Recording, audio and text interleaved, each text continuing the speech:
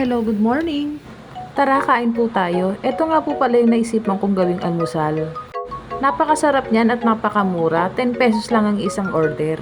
Order pa nga ako ng isa para gawin kong baon. Ayan, naka-ready na ako. Paalis na rin ako. Ayan, tamang pakit muna sa camera. Naisipan kong bumili ng fried chicken dyan sa may labas namin. Naku, napakasarap niyan. 30 pesos lang pala isa niyan pero sulit.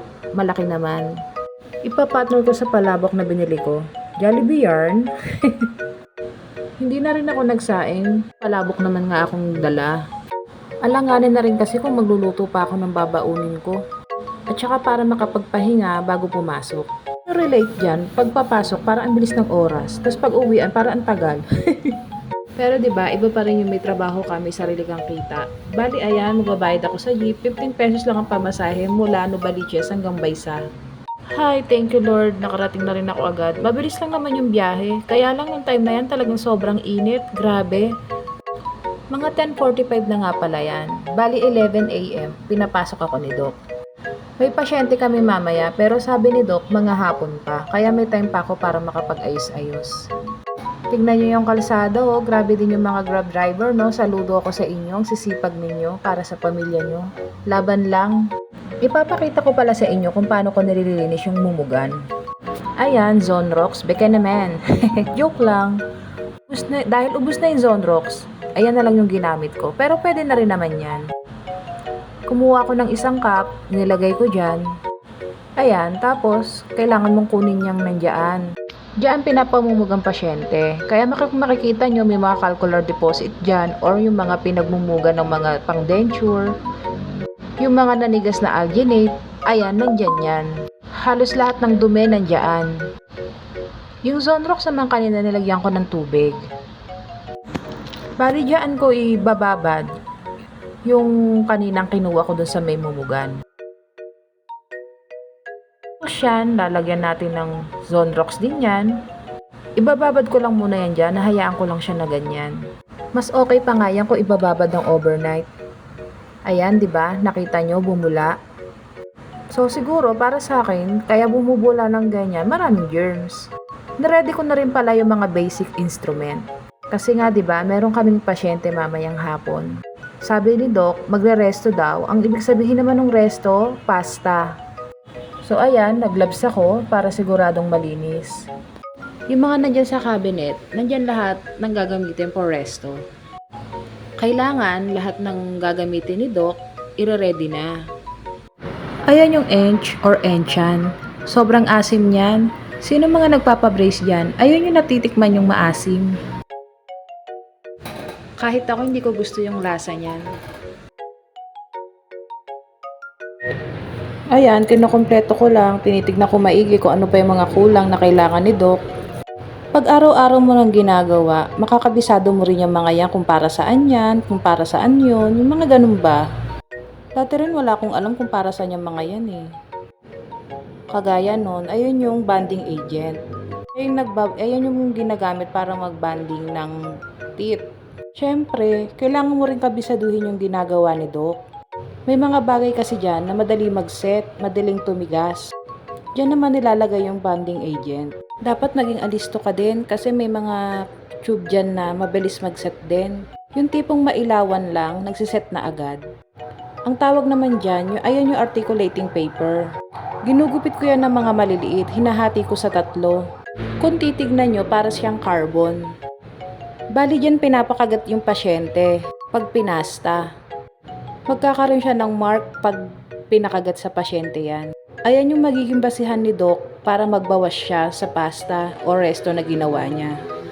Kung hindi ko kasi gugupitin niya, masyadong mahaba, sayang naman kung lahat niya ipapakagat sa pasyente. Maliit lang naman yung ngipin, di ba? Ayan, ganyan lang, tamang gupit-gupit lang. Naready ko na rin pala yung cup. Ayan, balik na naman ako dito.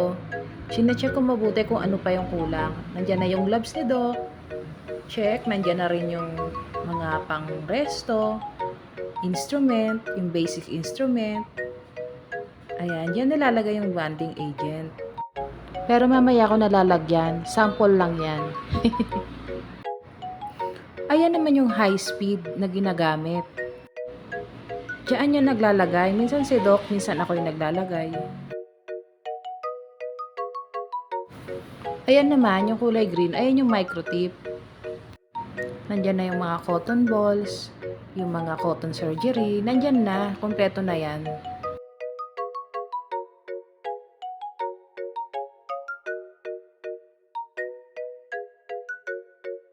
Ay, buti na alala ko yung pang PPE ng pasyente. Kailangan ko na rin para tong i-ready. Ayan yung ilalagay ko sa dibdib ng pasyente, ipapasuot sa kanya, at saka yung head cap. Ayan, dyan ko lang ilalagay para pagdating mamaya ng pasyente, susutan ko na siya niyan. I-check ko rin pala kung gumagana yung chair. Lahat yan dapat chine-check para pag upo ni pasyente, wala nang aberya. Meron kasi talagang senaryo na bigla na lang nagkakaroon ng aberya. Nakakahiya naman kung patatayuin pa si pasyente, nakaupo na siya dyan, di ba? Kaya hanggat maaari, chine-check ko yan lahat.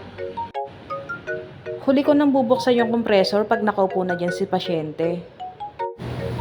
Ayan, tinatansya ko yung taas at saka yung baba.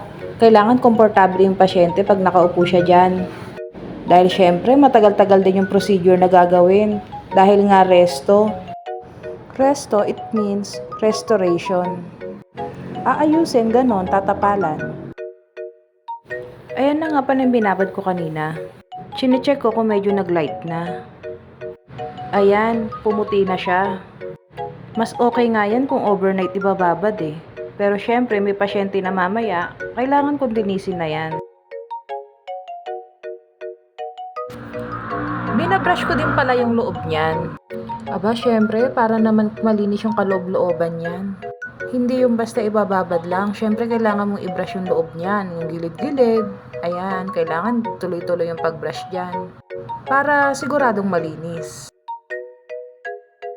Ginawa ko na rin pala yung kapartner niyang isa. Sasama ko na rin sa paglilinis at ibabrush ko na rin. Yan lang naman, para ka lang naman nasa bahay. Actually, nai-enjoy ko naman yung ganitong trabaho.